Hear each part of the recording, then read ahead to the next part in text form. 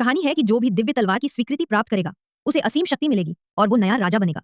आज पहली ये इंदे पिछले 300 वर्षों में कोई भी उस तलवार के करीब तक नहीं पहुंच सका। आज आते हैं मेरा प्रता होम उठनारा। जब राजा को यही बात पता चली तो उसने 300 वर्षों में करीब कर नहीं चल के है। जब राजा को यह बात पता चली तो उसने तुरंत एक भव्य प्रतियोगिता आयोजित की। जिसने भी तलवार खींच ली उसे $1 अरब का इनाम और राजकुमारी से विवाह का वादा किया गया। यह सुनते ही भीड़ उमड़ पड़ी और प्रतियोगिता स्थल भर गया। लेकिन जैसे ही लोग तलवार के पास पहुंचना चाहते वे एक अदृश्य शक्ति द्वारा पीछे धकेल दिए जाते। तब एक जादूगर जो खुद को चुना हुआ मानता था आगे आया। उसने कठिनाई से तलवार के अवरोध को पार किया और 2 कदम आगे बढ़ा, लेकिन तीसरे कदम पर रुक गया। हताश होकर उसने एक औषधि पी और खुद को तीसरे कदम तक जबरन पहुंचा दिया। लेकिन तलवार ने उसकी चालाकी भांप ली और एक दिव्य ड्रैगन को बुला लिया, जिसने उसे सजा के तौर पर दूर फेंक दिया। दर्शक भय से कांप उठे। उसी समय एक धनी युवा राजकुमार जो राजकुमारी की सुंदरता से आकर्षित था, तलवार खींचने और राजकुमारी को जीतने की चाह में मंच पर चढ़ा। आत्मविश्वास से भरा वो आसानी से तीसरे चरण तक पहुंच गया। लेकिन तभी तलवार की शक्ति ने उस पर दबाव डालना शुरू कर दिया। जब वो हारने ही वाला था तो उसका सेवक बीच में कूद पड़ा और तलवार छीन ली।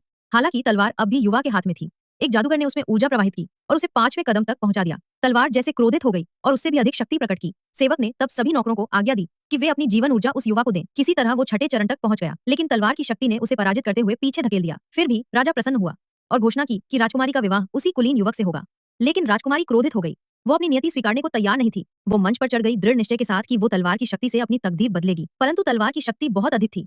वो मुश्किल से तीसरे चरण तक पहुंची और वहीं गिर पड़ी। युवक ने व्यंग किया, हार मानो और अपनी जगह स्वीकार करो। लेकिन राजकुमारी ने इनकार किया। उसने अपनी तलवार खींची और विरोध में आगे बढ़ी। 5वें चरण तक पहुंच गई, पर उससे आगे नहीं जा सकी। जैसे ही निराशा उसे घेरने लगी, एक अकेला आदमी जो उसकी दृढ़ता से प्रेरित था उसकी मदद के लिए आगे आया। राजकुमार ने उस गरीब की हिम्मत पर मॉकिंग हंसी उड़ाई और यहाँ तक कि राजकुमारी को भी उस पर शक हुआ। पर वो आदमी सबकी अनदेखी करता हुआ सीधे भीड़ के बीच से चलता हुआ राजकुमारी के पास पहुंचा। राजकुमार और राजा की तलवार ने उस पर धोखाधड़ी का आरोप लगाया, लेकिन उस व्यक्ति ने किसी की परवाह नहीं की।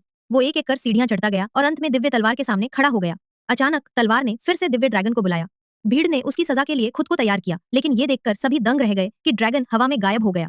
वो आदमी 10वां और अंतिम कदम भी चढ़ गया और तलवार ने उसे अपना असली स्वामी स्वीकार कर लिया। राजकुमार हार स्वीकारने को तैयार नहीं था। उसने अपने आदमियों को तलवार छीनने का आदेश दिया, लेकिन अब वो व्यक्ति तलवार की शक्ति से उन्हें आसानी से हरा चुका था और अंत में उसने वो दिव्य तलवार राजकुमारी को सौंप दी। राजा और राजकुमारी की जंजीरें टूट गईं और राजकुमारी ने अपनी किस्मत को हमेशा के लिए बदल दिया।